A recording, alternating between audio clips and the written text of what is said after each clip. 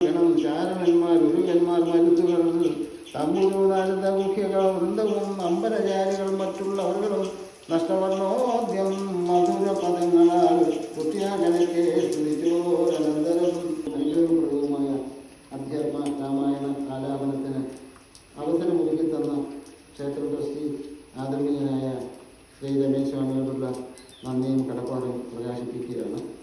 സ്വാമിയുടെ കുടുംബാംഗങ്ങളോടും മേൽശാന്തിയോടും മറ്റ് ജീവനക്കാരോടും എൻ്റെ കൃതജ്ഞത അറിയിക്കട്ടെ.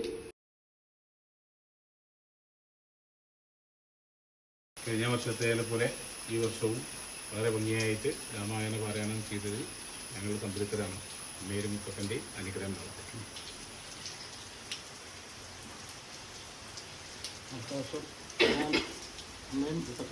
തീർച്ചയായിട്ടും ഒരു ദക്ഷിണ